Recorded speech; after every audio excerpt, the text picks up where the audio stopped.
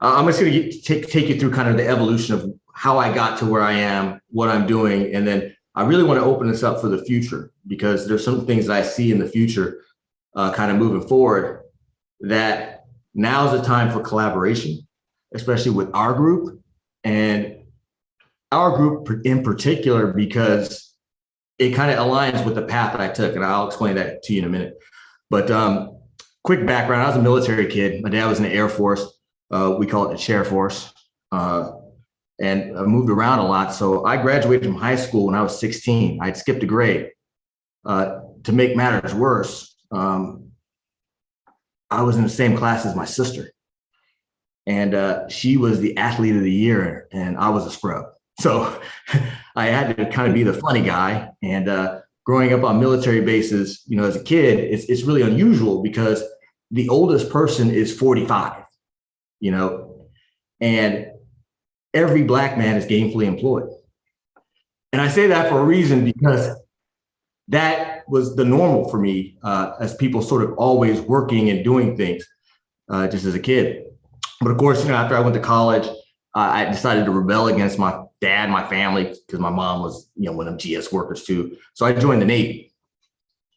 And I studied economics, but they made me an engineer. You know, I was an officer in the Navy. And that's where I kind of learned, I think, some things here. And as we get together and we really want to get the younger people up and involved, I think our public education does our folks a disservice because I studied economics not because I wanted to. I wanted to be a newscaster. Now, why would I want to be a newscaster? Well, a guy named Lester Holt on the military base, his dad lived right down the street. And I'd say I had an unusual background because, you know, I went to high school with Nicole Murphy, Eddie Murphy's wife, you know, and, you know, there's a couple other brothers. The Black dude that's on TVG, his name's Ken, call Ken. He was also a classmate of mine. So we just had a lot of success, but we weren't like, we were military kids. So we were just middle-class kids, but kind of just growing up around people, you kind of say, well, I just want to do what he did. And so I wanted to be in communications, but then I was in an economics class and a teacher threw an eraser at me and I threw it back. And he said, I like you. I said, I like you. And he said, well, you need to study economics because we're going to teach you how to think. I said, well, why would I want to know that? You know, I want to do this. He goes, oh, that's vocational. You don't want to do that. And I think that's very interesting. That's apropos to what I'm saying, because a lot of our training, it should be intellectual and we should teach people how to think so they can learn. So in saying that, you know, study economics, they made me an engineer. The actual department head, we call him the Chang, short for chief engineer. Dude was like 62, looked like Jed Clampus from the Beverly Hills buildings. And everybody hated him because he was mean. And I just looked at this guy, he had so much energy. I said, this guy has something I want. And he pulled me aside and said, I'm gonna teach you how to lead men. And the thing I came out with is 2 rolls. Now, 2 rolls of what? You better have 2 rolls of toilet paper in every head or stall that somebody has to, you know, use the bathroom that's in your area, or hell's gonna come down. And I'm like, well, why is that? And he's like, sailor work all day. Man just want to take a break. He better have them 2 rolls in there so he can get back to work. That's disgusting and that's disgraceful. And I always pick that up. And anytime, like, you know, your guys get in trouble, he would always say, what did you do to prevent this? Right? Did you do everything you did to prevent this? So, you know, I just made sure my guys didn't get caught. But you know, that was a really good lesson in leadership, especially from a person that just didn't even look the part. I mean, he was Texan, had an accent, bad English. That man can lead. And even to this day, I'm grateful and thankful for that because, you know, you learn those hard lessons. It's not really soft that we have today, but it teaches you how to win. And I think the second piece was, you know, just being in the Navy. As you're an officer, there's kind of a support functions, which would be like your accounting or medical, et cetera. You know, those are different officers. And then you have the line functions, which what the Navy does. And there's really 3 things that people do. Either they fly planes, they drive ships, or they drive submarines. Well, I was a ship driver. So even though I was an engineer, that was just one of my jobs, right? I would rotate. I would be an electronic warfare officer, ship's warfare, weapons controller, you know, I was trigger man, you know, and shooting guns and that sort of thing. Not real guns, but, actually 5-inch 54 caliber guns, kind of had that sort of responsibility. And I learned systems and how systems work. And I think that's really important, kind of having a holistic knowledge of how things work, because if you have that process ingrained into you, once you do lead generation, that's all this is. It's just process flow. So you can align that. So I did well. I think it was just working for him. I just said, embodied what he said. He said, I'll outwork everybody. And you turn around 4 a.m, there he is. It's like, oh no, we got 2 roles. I was like, okay, I got to be like him. So I just embodied that and said, you know what? It doesn't matter where I'm from or whatever. I can control the effort. And as long as I put in 110%, the impact's going to be the impact. So afterwards, you get rewarded, you go on shore. So you get to go to postgraduate school, but you owe them more time. And I said, no, I don't want to do that. Or you can go teach at the academy, or you can teach ROTC. And I taught ROTC at Prairie View A&M University, and it was part of what they call the Houston Consortium. So it was like Prairie View, where they sent, the African-American guys, Rice, they sent the other guys, and then they had University of Houston, and then we kind of rotate around, but our home base was there. And they made me the unit recruiter. And that's where I learned about education, because we were getting guys ROTC scholarships. And just so happens, I didn't think it would work, because I just go out and talk to people all up and down the state of Texas, double the size of the unit. They're giving me medals and stuff. I'm thinking like, I'm taking a break, man. I'm not chained to the desk. I'm out, whatever. And I never knew that was sales, really. At the end of the day, it was. But that was really fun, for me. But I wanted to get out, and because I saw this thing called the internet. It was like 1996. The university was the first people to have it. And the IT guy at the university would always come around to us, the Navy folks. It was like all the engineers at the school was kind of weird. They always wanted to come talk to the Navy guys because we understood it, right? So they would show us the stuff, and, the university's got a lot of grants at the time. So we were pretty far ahead. I didn't know that at the time as far as the internet's concerned. So I said, yeah, I want to do this internet stuff. So when I went to grad school, I started a company while I was in grad school. This was about 98. It was to help veterans find education opportunities. We call it GI Bill Express. That's what the name came up with.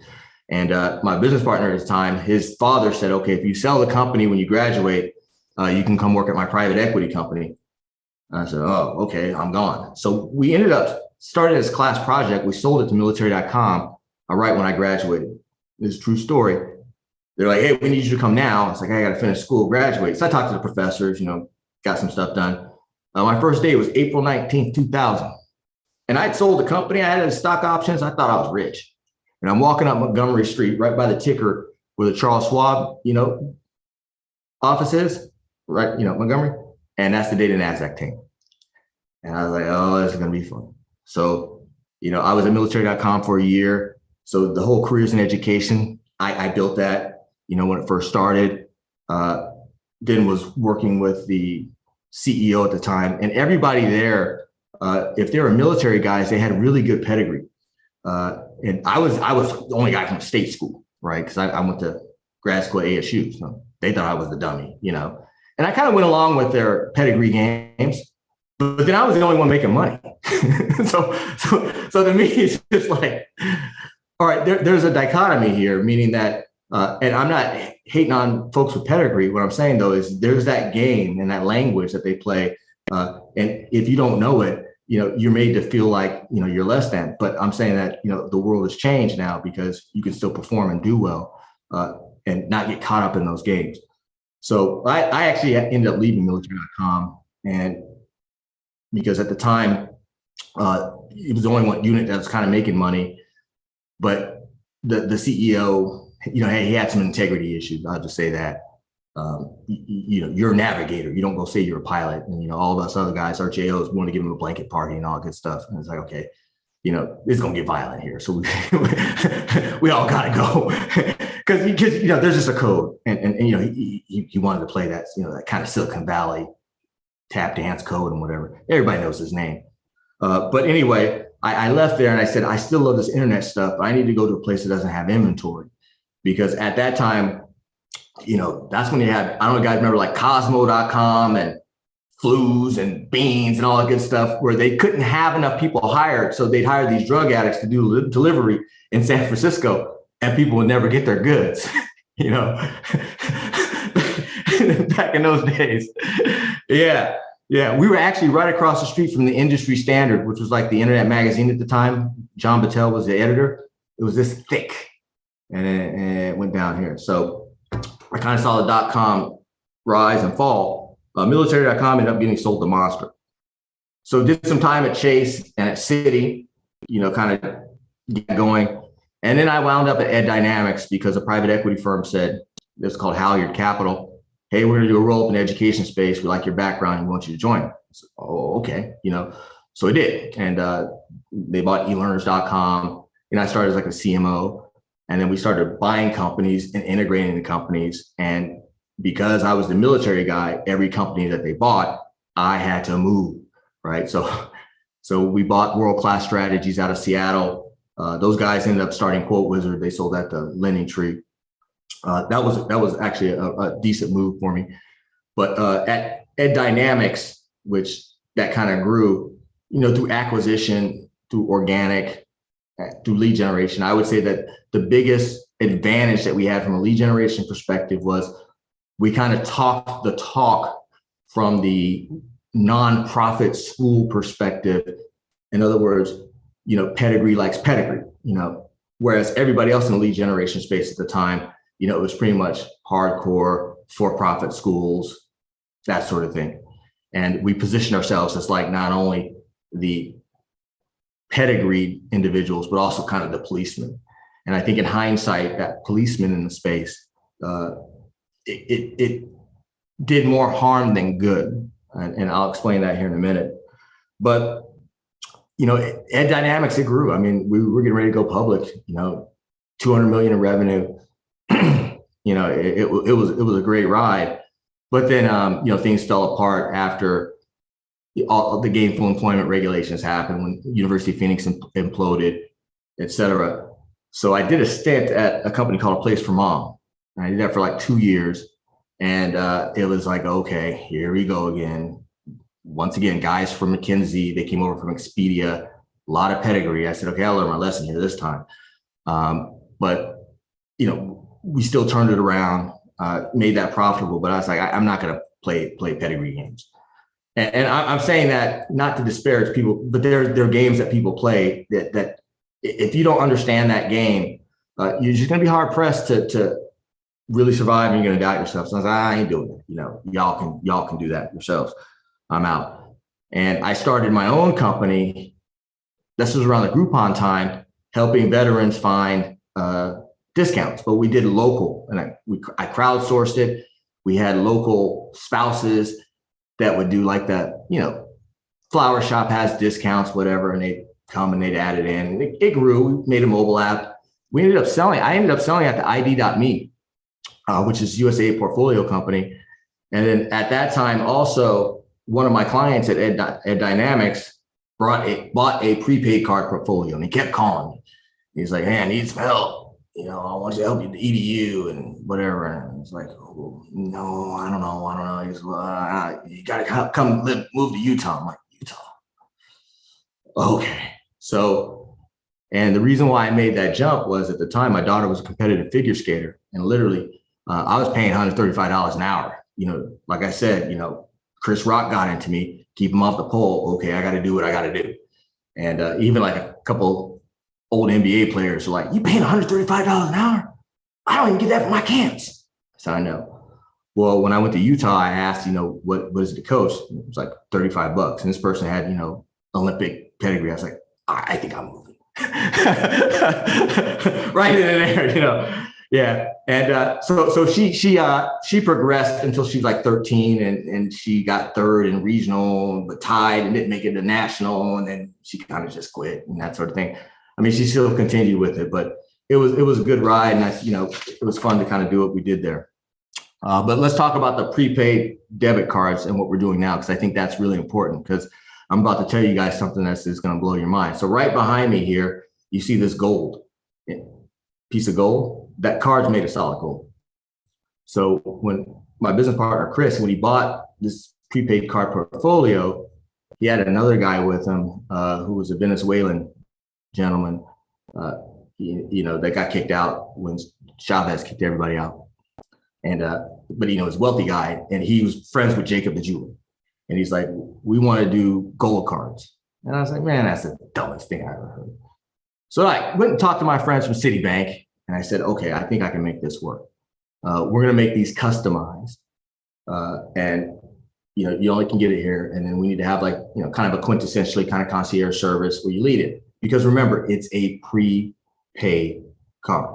Okay, so we took a product for poor people, made it for rich people, and we started to do crazy designs. And I'm talking about crazy is crazy.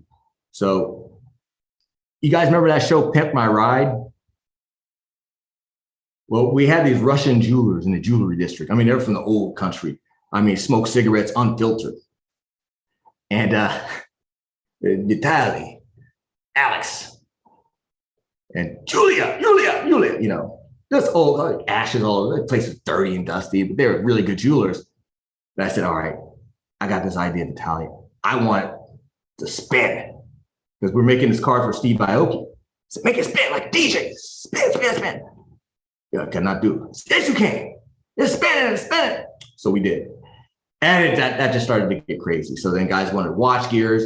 You can see our Instagram thing, 100,000 followers. And then I started flying all around the world. Mostly going to the Middle East, Sweden, a lot of times in Hong Kong and Asia, Australia, just selling these cards. And we had a pretty hefty price tag, and we grew up a nice little network. Around 2017, everything changed for the better, because what happened was we were having decent sales, mostly Middle Eastern guys, whatever, but that was always tied to the price of oil. Oil's over $50, they're rich. Under $50, they're struggling, because, a lot of times in the Middle East, they have kind of welfare states, where they subsidize. But these Bitcoin guys kept coming to us, and they said, hey, we want to cash out our Bitcoins. Now, true story, we got these crazy high limits because I had a friend that I kind of helped in EDU, and he was one of the principals at Take-Two Interactive, and he knew Floyd Mayweather. And he's like, I told him what we're doing with this gold card. He said, hey, Floyd wants one. So we go and meet him, we talk to him, and we take a picture with him.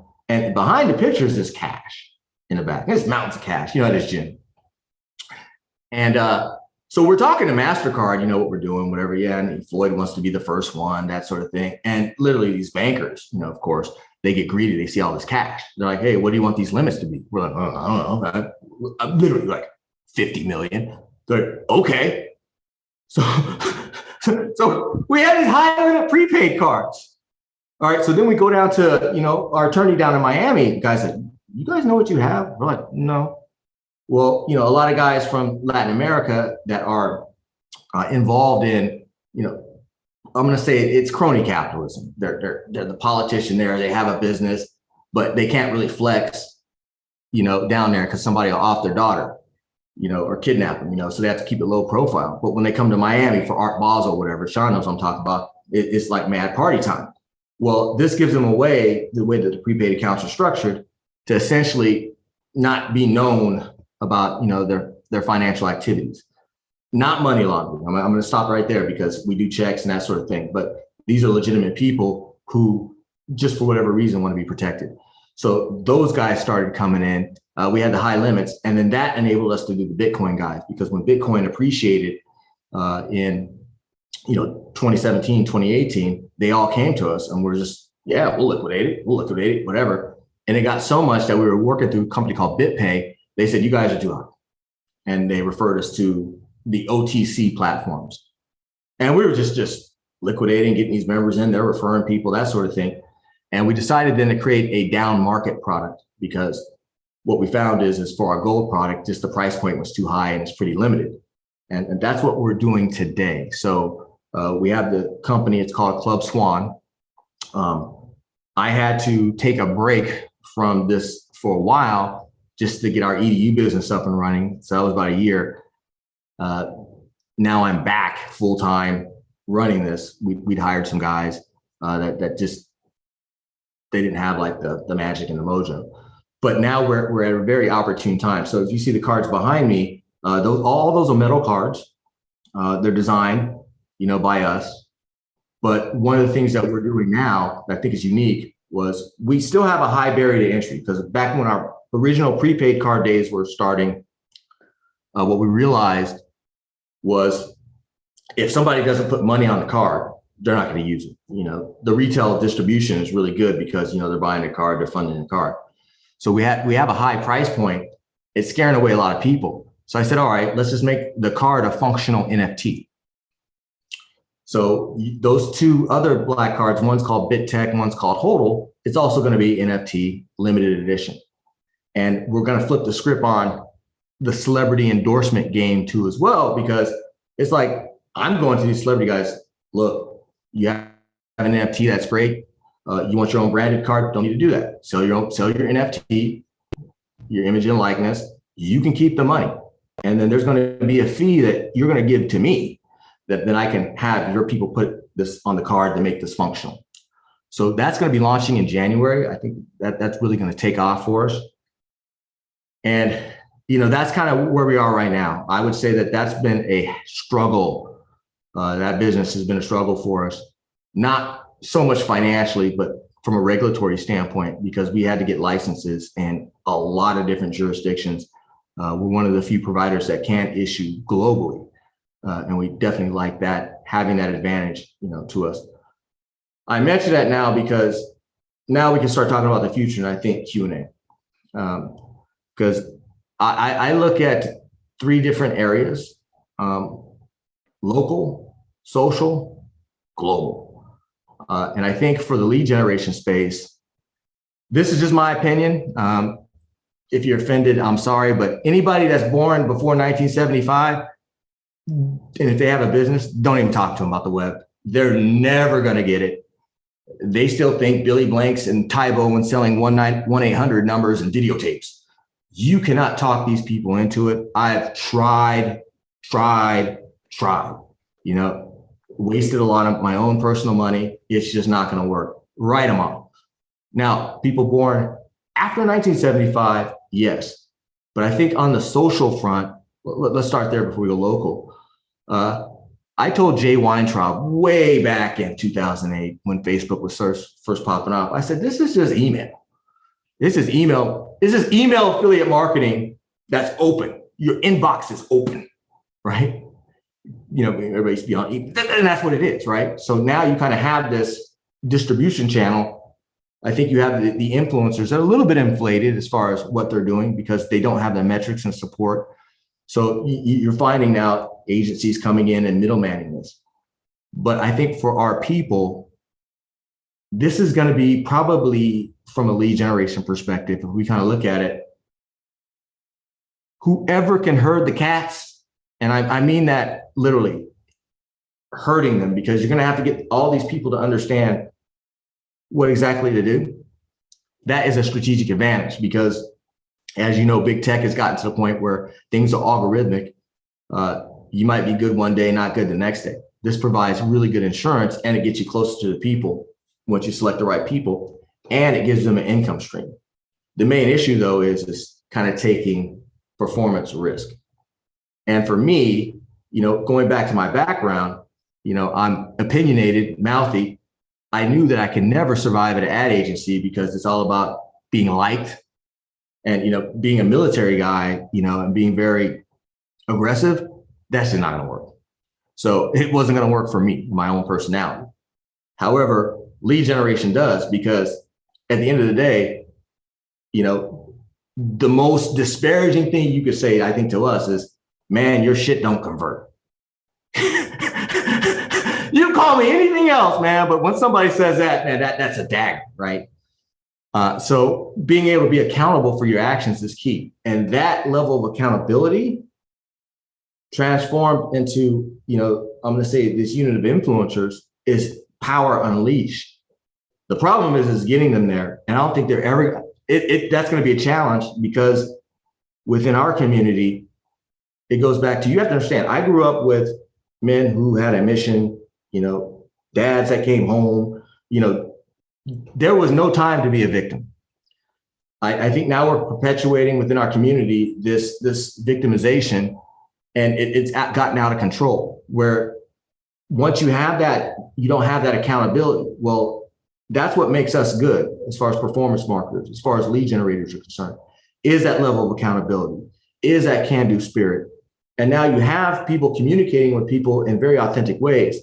And with Gen Z now, not even using a search engine. I mean, they search the platforms now. They're trusting, their compadres. And I know for a fact that they're victims of bad advice, meaning, these influencers that are out there kind of promoting things, not to their own fault, because, everybody has delusions, right?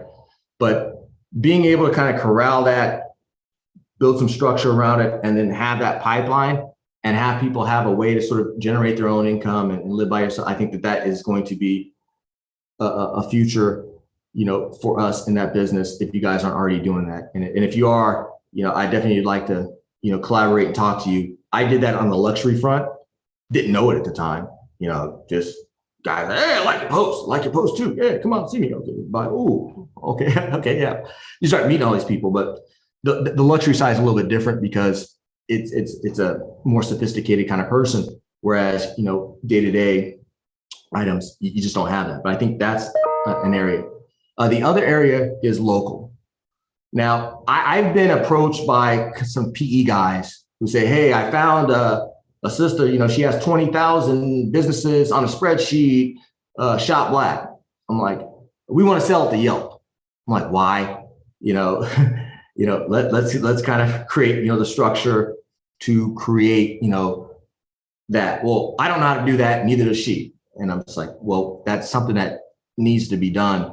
Hopefully somebody is doing that. But I do feel like having a directory of vetted businesses, that are, of disadvantaged folks, I'd say, not black, but, disadvantaged folks would be good. And then the principles of lead generation, so they understand, and that level of accountability, because everybody wants to be a sponsor and just have unaccountable dollars. And I try to explain to people that is a short-term view that doesn't build up long-term success, because now you're going based upon how people like you, not by your performance. So it's going to be up and down. And also too, because of the gig economy. So with a lot of people working in the gig economy, you just have localities. So I'm going to give you a perfect example of something that you never even thought about that's within our community. So, you get guys that come out of prison, they can't work, they have a felony, whatever. So typically, if they do work, they're lucky to get construction and get on, now. So a lot of these guys, they do moving jobs and they work as movers.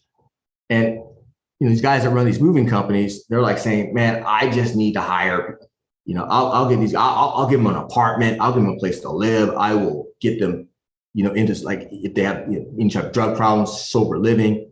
I just need people. I can't grow my business without people. And I'm explaining to them, like, well, you need a social campaign, set this up. Right.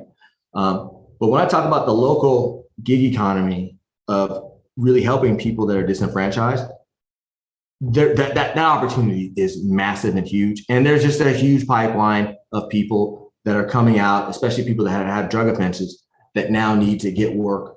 That they're just, I don't care about the unemployment. I don't care anything. They're not going to get a corporate job. They're just not. And there are kind of midway groups that will give the people a structure. That's just one example that I saw. And then the global piece.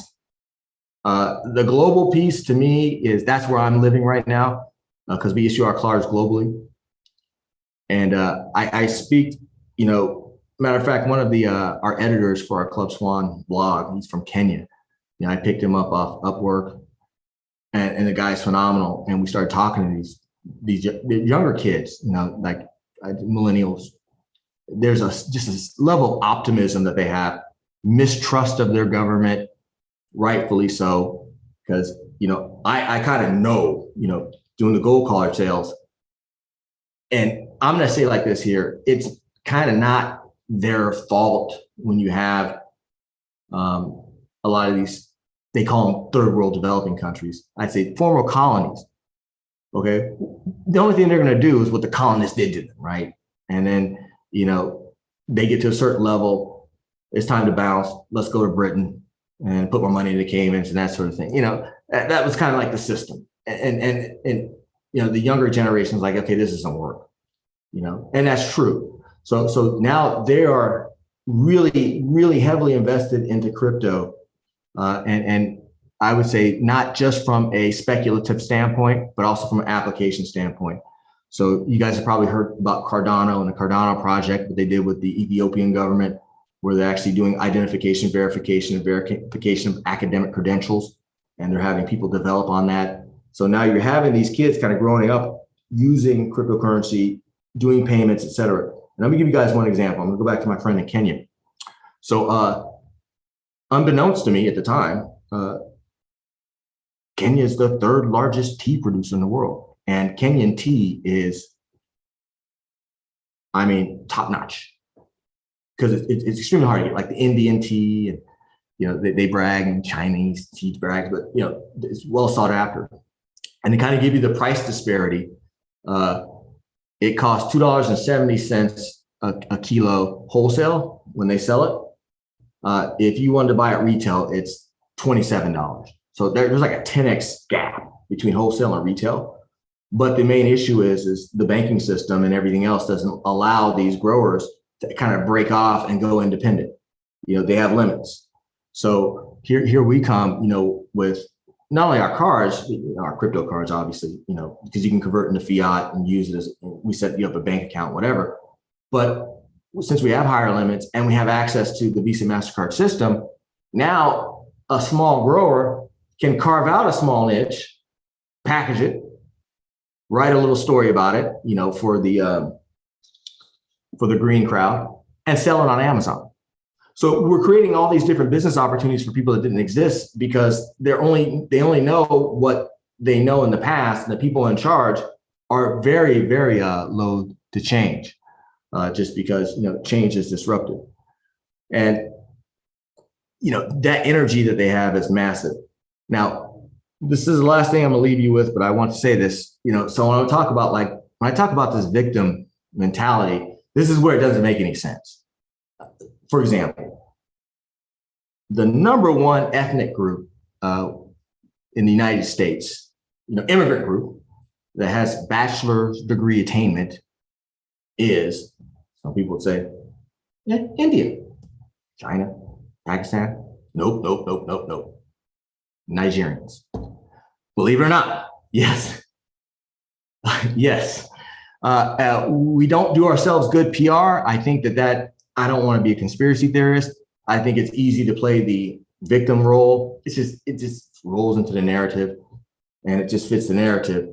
The success role, I think, puts not only the narrative at risk and people that have supported the narrative, but also the individual, because you stick your neck out, it gets cut off. But I would like, for this group anyway, to be the group where we just talk about winning and people that are doing well and just how to improve, and not so much the barriers. Because if there's a zig, there's a zag. If I could take a card, I made this up, okay? I made this up. And we're up for an award. I think we're going to win it in the UK. The cards and payments, it's international, Visa, MasterCard, Amex, whatever, for best product design and innovation. So I made this up, right? And I'm saying that because if we could take something for poor people, make it for rich people, whatever, kind of flip the script. I feel like that level of optimism is just not bottled up in here. I think anybody can do it. It's just changing the mindset. So I'm glad to be with this group. So with that, I'm done. One of my questions to you, which was going to stem about the fact of what can we do to further educate and encourage people of color to get into this industry? You answered a little bit of it, but if you can go a little bit deeper and just maybe give us a 1 or 2 minute explanation of what do you believe would be our efforts to be able to draw more people in? Because right now you kind of backed into it as well, even though of course you use your military to create military.com, fell in love with the internet, one thing to another. So it's more of things that you enjoyed and liked. But why is it that you are one of a billion? Why is it that there's so many people of color who are in the military who have that structure, but yet there are only a handful, if that are within our industry? Again, or maybe we're not connected to them. What can we do to further encourage people of color to get into our industry and live the dream? Yeah, I think we're selling the wrong thing. And what I'm saying is like, because I've been around really wealthy people, and I can just say that, it's not what you seem. It's an illusion, smoke and mirrors, whatever. Da, da, da. However, first identifying the type of person. Either you want to be told what to do, or you want to tell people what to do. I think that's the first thing that we have to do. So if the person wants to tell people what to do, or they have ideas and they want to express them, okay. The second question is, are you comfortable being accountable to that? And do you want to have an opportunity in the shop? Because it's not for the faint of heart. It's for the person that's going to try and try again. I say that to say that that's how you're going to get the innovators in. Then you're going to have the support people coming behind them to do the support functions.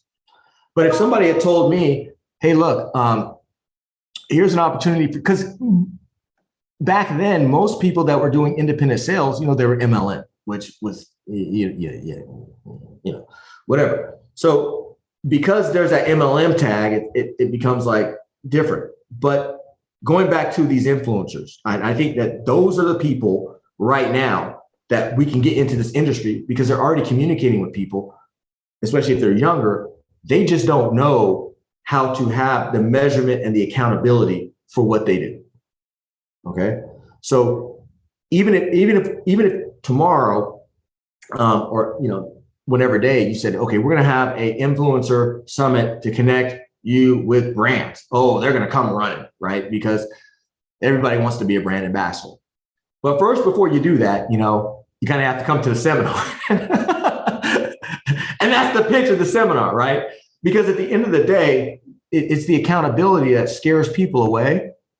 But I think that the accountability should be what people should be embracing, because that accountability provides you a level of protection that no law, no politician, no HR person is going to do, right? When your stuff converts and you're driving this much for the person that you're working for, that's worth its weight in gold. And that's what you can take pride upon. It's not who you are, how you are, it's what you do. So being able to kind of do that. Now, I'm talking out loud, so it has to be packaged and sold, but it's going to be attractive to a large group of people that really, at the end of the day, want to do what they want to do, and work for themselves anyway. And I state that because they're already doing that now, and a lot of people are getting frustrated. And what do you mean by that? So you have, certain influencers that have decided to, take their influence, younger girls. I have daughters in their 20s, and they have friends that decided to be on OnlyFans, right? And I mention this not because of what they do on OnlyFans, but just how frustrated they are, because they thought they were going to make these millions. They didn't realize that they have to lead gen, they have to hustle, they have to have funnels, they have to have conversions, and all that good stuff. So you're having that generation that's growing up that not understanding that accountability is good, structure is good, and that you should probably do things that are more beneficial and not harmful. So I would say that, attracting more people, of color, so they're not burdened by what does somebody think, what does somebody say, what does somebody, either converts or it doesn't, at the end of the day. And you have more freedom with your creative to do things than you otherwise normally would. Mm-hmm. Right? And there's still this disconnect. And I'll leave with this last example. I know I'm long-winded, sorry. We still have some time. But even in education space, when it was kind of really struggling, like 2013, 2014, 2015, I decided to do something different. So I think I told you about this, Sean. You probably heard stuff too. we went to radio, and luckily I had cousins that were in the music business, and they hadn't had a hit in a while since the 90s. Hey man, I need a hook, I need some beats, and we started like doing this. It was catchy, and it worked. So we have installed advantages already that we can leverage and use. Just that people should know that there's no way in hell that if one of our clients heard one of these spots, they'd be like, yeah, it's a little too urban, it's a tad too ethnic for us, but being an independent person, you can do that all day, right? And that's where these ideas and these frustrations as a lead generator, within certain parameters, you're able to do and able to create, especially if you know your niche and you know your flow. I got a whole list of questions, but just the first one was just to recap, just to really understand your, social, local, global. So in the context of social, which sound like you're talking about when it comes to marketing, you're saying the future of marketing is not ads, is not algorithms, but it's influencers. I just want to summarize what it seems like you were saying, because normally, yeah, either ads or algorithms but the social thing, which is list building. But anyway, so is that a good summary of part of what you were trying to say? I think it's in combination. So when you're doing ads, right, you have to have balance with the influencers. So for reinforcement. Mm-hmm. And I would say that what the influencers give you that the advertising algorithms don't is that direct access, right? And also too, the influencers, if done right, will outsell them. So this is one of the weird things I did. So I was going through a little midlife crisis. So I decided to go on stage and be a stand-up comic. And I did that for, I still do that, every now and then. But then I decided to look at where the real guys go to the comedy store. And I said, I ain't doing this. These guys are good. I have a friend I grew up with, my brother's best friend. He's a professional at it. And he has some specials on Amazon and stuff. But I was like, I'm doing this. But I'm watching these guys. I'm looking at these guys. I'm like, man, this guy can sell senior living. This guy can sell mortgages. I'm watching these guys like saying, man, and here's the reason why. So I'm gonna take the principles. The first 20 seconds you're on stage, either you got the audience or you don't, right, from that attention game. And it's storytelling. That's all it is, right? And that's how humans learn. But for comedy, now I went back to the science. I said, what ends up happening is when people are being sold, and this is why the influencers are important. If you look at the ads today, just look at YouTube, all right? If you have premium, get rid of it, okay? Go back to the regular YouTube. And the reason why I say that is if you went on premium, you are missing the boat. And it is a gold mine. Back before premium happened, you had to watch all the ads. Everybody saw Ty Lopez. And you're like, why am I watching this guy? And I'm watching because his face, movement in the back, whatever. It's just like, the comic, he has all full attention, right? And he's telling a story. And, 2 minutes in it, now the YouTube ads are pretty much television ads. You skip. I'm going to the influencers now because they talk to people, right? And they can storytell, right? And they can do that in an authentic way, and they can connect that people are going to pay attention. And with the brain, the amygdala, most of our calories are spent up here, about 20% are burned. It's fight or flight. So the way to get through, I use humor and comedy to break through, and then people are going to listen to your message. So that is actually a science, just like writing the hooks is a science. So I'm going to drop names here a little. My cousin did help write the Waterfall song. And then there was a book called, I think it's Cool or The Long Tail or Hits or Trends or Viral.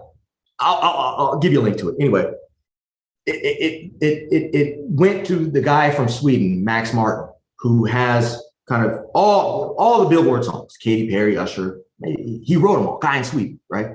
Say, hey, cousin, read this book, right? He goes, the guy's right. And the reason why is there's a way that the human mind works. It's like, I think between 8 and 16 bars, a specific cadence. That's how stories have been told by humans all the time.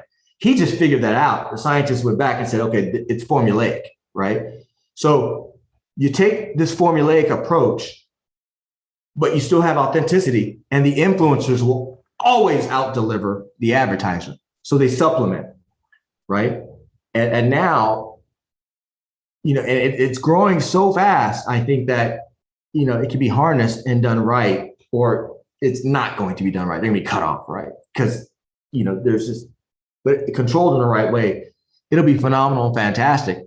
And especially for, like you said, Sean, folks of color, you know, because let's face it, you know, for-profit education, I'm singing R&B.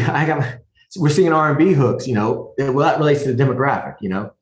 So, and you know, just the senior leadership at Capella, they ain't gonna get it, man. They're just not gonna get it, you know. And it doesn't matter how much you tell them. It's like, yeah, you know, whatever. Yeah, that's fine, you know. That's neither here nor there. But I think every niche is like that, you know, being able to kind of communicate. And I think these kids now, they don't have any guidance or structure. I'll say that. That's formalized. Companies are doing it, you know, trying to create, you know, kind of the affiliate network for influencers. They're not doing a good job of it. And I see that that's a really good growth opportunity for lead generation. I'm hoping that everybody here will also have an opportunity to not only, you know, reach out to you via LinkedIn or via your email address, but again, there's so much information and knowledge that you have. So I want to say thank you so much for connecting. There's about 1 or 2 pieces of business that I need to make sure that we handle before I let everybody go in just 4 minutes. But first and foremost, again, thank you very much for being our guest speaker today. Thank you. I'm going to hand the floor over to Mike. Mike, you've actually sent out a few things. We've got Lead Gen World coming up in January, and there's also a breakfast that's going to be featured. Can you talk to a little bit to that?